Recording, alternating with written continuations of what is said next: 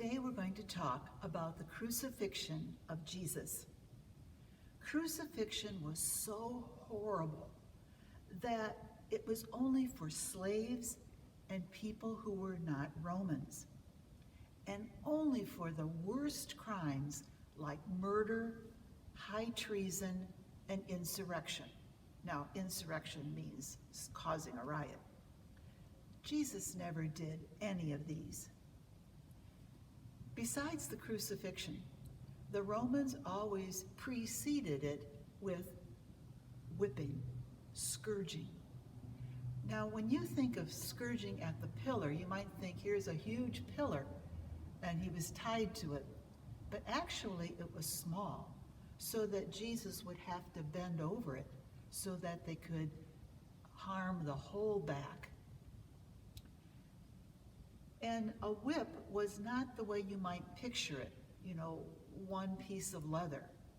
Instead, it was several pieces of leather.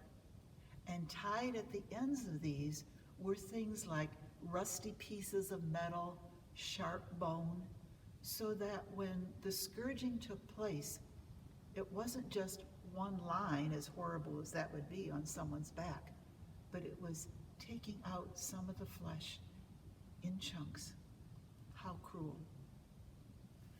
We know that Simon of Cyrene helped carry the cross, but this was only the cross beam. It was not the whole cross.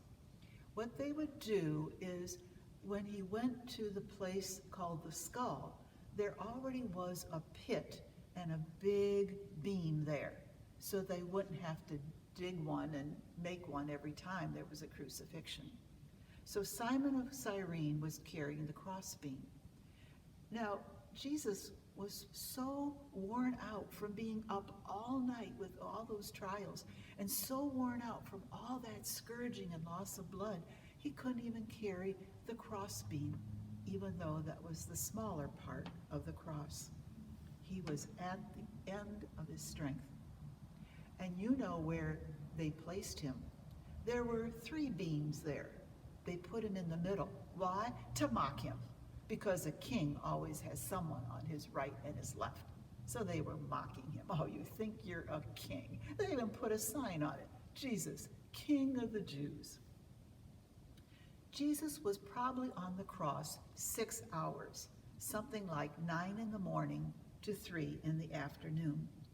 Now, for many criminals that were on the cross, it could last even a couple days. And so the fact that Jesus died within a few hours showed how much he had suffered ahead of time.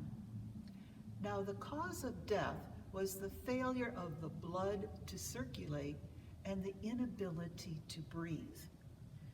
When a victim had no more strength, he would sag on the cross. But that would mean he couldn't breathe. And we human beings have a fantastic system that if we can't breathe, we do everything to do it. And so Jesus would lift himself up again and try to breathe. But then he would sag again, causing even more pain. At one point, because this was the Passover and a special day coming, they were told, we got to get these criminals, these 3 criminals off the crosses. So they came to break the legs. Why break the legs? Because then they could not lift themselves up to breathe. They would sag and have something like a terrible asthmatic attack and no longer breathe. They came to Jesus and they said, you don't have to break his legs, he's already dead. And they were surprised because he had been on the cross only a few hours. But that just shows how much Jesus suffered the night before and in the scourging. Now, we aren't at the end of the story. We know what happens next after Jesus has died on the cross. That will be next time.